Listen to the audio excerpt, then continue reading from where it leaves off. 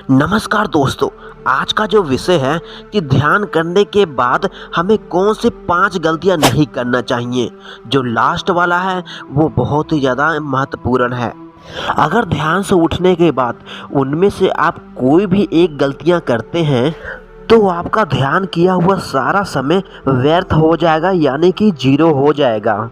आपके ध्यान की शक्ति छिन जाएगी। आपको ध्यान का 1% भी लाभ नहीं मिलेगा अगर आपने इनमें से कोई भी गलती की तो।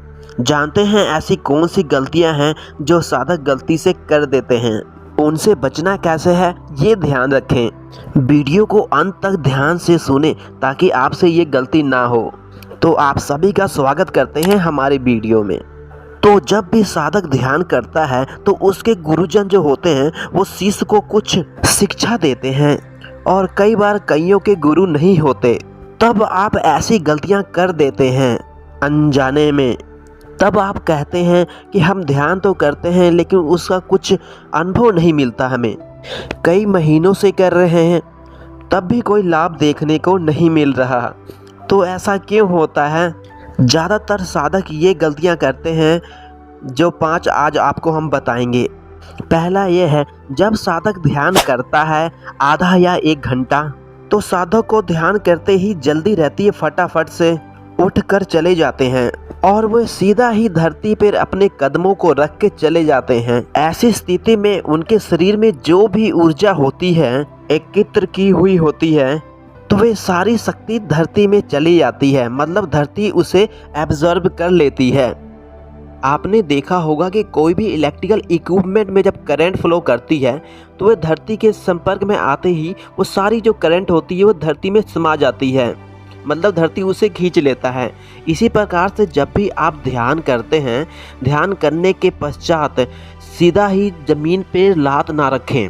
आप अपने आसपास कोई भी स्लीपर या चप्पल वगैरह रखें ताकि ध्यान करने के तत्पश्चात आप उस पर आराम से लात रख के गुजर सकें।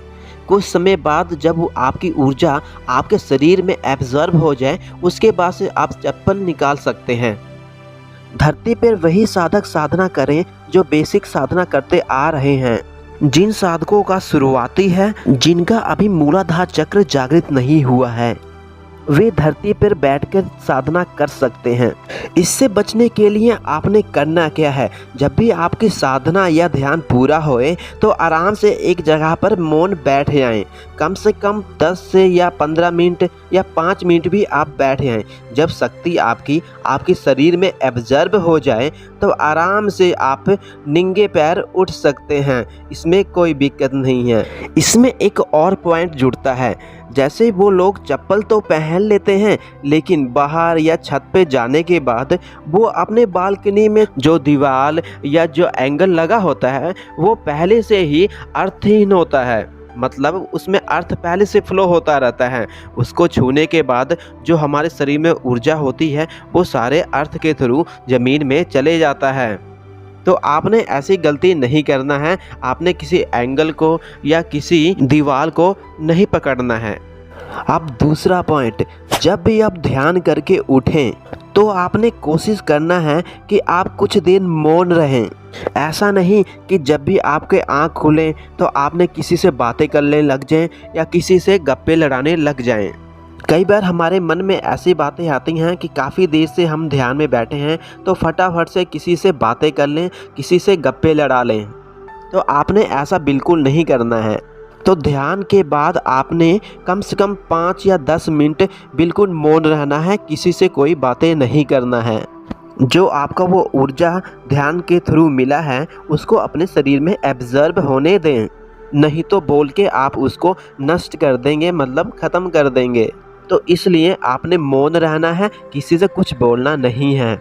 अब आता है तीसरा पॉइंट। बहुत से साधक ध्यान करने के बाद उनको जल्दी होती है काम पे जाने की, ऑफिस जाने की या कहीं और जाने की, तो इसके लिए वे फटाफट से खाना खाने लगते हैं, पानी पीने लगते हैं। तो ये भी बहुत बड़ा गलती है। क्या होता है कि जब हम ध्यान करते हैं तो जो हमारे शरीर में जो ऊर्जा होता है वो अलग अलग चक्रों में वो बैलेंस होता है। उसके लिए कम से कम 5 या 10 मिनट का समय लगता है। तो इसलिए जब भी आप खाना खाते हैं तो जो आपकी इंटरनल ऊर्जा होती है वे खाने को पचाने में कार्य करने लग जाती है, जिस करके चक्रों का बैलेंस नहीं हो पाता है। तो आप इस बात का ध्यान दें, खाना कम से कम 10 या 15 मिनट के बाद ही खाएं। जो चौथा पॉइंट है, कई साधक सुबह ध्यान करते हैं, कई साधक शाम को करते हैं। दोनों समय करते हैं, बहुत अच्छी बात है। जब आप लगातार ध्यान करते हैं तो जो आपके शरीर की ऊर्जा होती है वे उठनी स्टार्ट हो जाती है। तो ऊर्जा उठ के आपके एक एक चक्रों का धीरे धीरे भेदन करने लग जाती है और ऊपर की ओर जाने लग जाती है। कई साधकों का ऊर्जा जब दूसरे चक्र पे आती है तो वे काफ़ी ज़्यादा सक्रिय हो जाती है। जब ये सक्रिय होती है तो उसमें काम ऊर्जा बहुत ज़्यादा प्रबल हो जाती है। तो साधक क्या करता है कि काम की तरफ खींचा चला जाता है, तो संभोग करने का इच्छा काफ़ी ज़्यादा प्रबल हो जाता है। तो रात्रि को ज़्यादातर साधक ध्यान करने के बाद संभोग करने की कोशिश करने लगते हैं अपने पार्टनर के साथ। तो आप कोशिश करें, जब भी आप ध्यान करें तो कम से कम 90 दिन का गैप रखें और ब्रह्मचर्य का पालन करें। अगर आपको ब्रह्मचर्य में दिक्कत आ रही है तो सुबह सुबह जो आपके मुंह से लार निकलता है उसको अपने नाभि पे लगाना स्टार्ट कर दें। ये कुछ ही दिन में शांत हो जाएगा। तो आपने इस बात का ध्यान रखना है, कम से कम 90 दिन का गैप डालें। जब आपका कुंडलिनी शक्ति जागृत हो जाए तब आप 15 या 10 दिन बाद संभोग कर सकते हैं, नहीं तो आपको ब्रह्मचर्य में ही मज़ा आने लगेगा। जब उसकी आपको प्राप्ति हो जाएगी तो अलग सा ही आनंद आपके शरीर में प्रवाहित हो जाएगा। आपको उसे में ही मज़ा आएगा, उसके सामने संसार का सारा सुख फीका लगने लगेगा। इसके बाद आता है 5वां पॉइंट।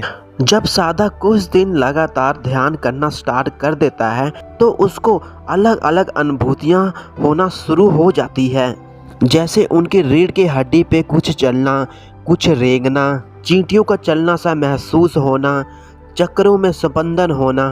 आपको ऐसा भी लगेगा पहले चक्र से लास्ट चक्र तक ऐसा लगेगा कोई लक्कड़ सा सपोर्ट लग गया हो, और ध्यान के समय रोशनी दिखाई देना, और इसके अलावा कोई देवी देवता का दर्शन हो जाना, और कई से सपने आध्यात्मिक आ जाना।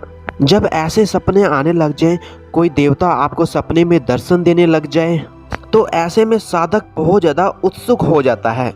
तो वे यह बातें अपने पार्टनर को, अपने फ्रेंड को या किसी और को बताना स्टार्ट कर देता है, जिससे उसका जो अनुभव होता है वो कुछ समय पश्चात बंद हो जाता है। क्योंकि जो ये दैविक शक्तियाँ होती हैं वे काफ़ी मेहनत के बाद खुश होकर उस साधक को मिलती हैं। वे उन लोगों को बताता है जिसने कोई मेहनत नहीं की होती है, तो इससे वे शक्तियाँ नाराज होकर गुस्सा हो जाती है और हट जाती हैं। तो आपने ऐसी गलती नहीं करना है। चाहे जो भी ध्यान के थ्रू आपको मिले, आपने चुप होकर मौन होकर उसको ग्रहण करना है, तभी उस शक्ति का आपको फल मिलेगा। तो दोस्तों, ये 5 गलतियाँ आप कभी भी भूल के ना करें, इसको लिख लें। अगर आपने पहले इनमें से कोई भी गलती किया है तो कमेंट करके ज़रूर बताएं। धन्यवाद।